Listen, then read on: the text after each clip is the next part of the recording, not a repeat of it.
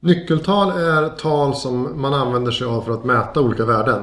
Det kan vara ekonomiska värden och det kan vara volymbaserade värden, egentligen precis vad som helst. Det finns dock några standardiserade nyckeltal som är framtagna av basgruppen som är en organisation. I den publikation som de har gjort så finns det, om jag inte minns fel, 67 stycken nyckeltal som är liksom grundnyckeltal. Där hittar du nyckeltal som soliditet, balansomslutning, nettoomsättning, antal anställda. Ja, det finns hur mycket som helst. Syftet med att ha standardiserade nyckeltal som flera använder sig av är att du ska kunna jämföra olika företag med varandra. Därav så hittar du många av de här i standardiserade årsredovisningar. I årsredovisning för mindre företag så är det 3 nyckeltal som man ofta ser. Och då är det nettoomsättning, resultat efter finansiella poster och soliditet. Det är krav på att de ska finnas i årsredovisningen. Sen är ju frågan då vilka nyckeltal du ska använda. Här är det lite svårare. Här finns det ju som sagt en drös standardiserade nyckeltal. Men jag tycker att man ska ta fram sina egna nyckeltal som är relevanta för den verksamheten man håller på med. Säljer man timmar till exempel så behöver man veta vad man omsätter per timme i snitt. Säljer man varor så kanske man behöver veta bruttomarginaler eller vinstmarginaler per varugrupp. Sen kan nyckeltal också vara mjuka värden som kundnöjdhet eller personalnöjdhet.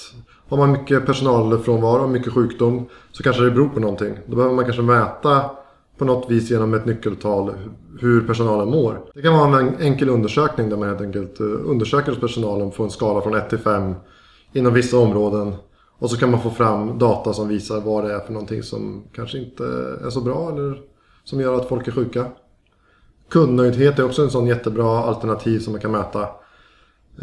Ni har säkert sett alla de här som brukar stå i affärerna med glada gubbar och sura gubbar när man ska göra. Det finns ett syfte med att man gör det. Det är för att man ska kunna mäta kundnöjdheten och sen kunna sätta in åtgärder för att göra saker bättre. Det är också ett nyckeltal. Ett bra ställe att börja på kan ju vara att göra en nutidsanalys som vi kallar det för, eller en hälsokontroll av företaget.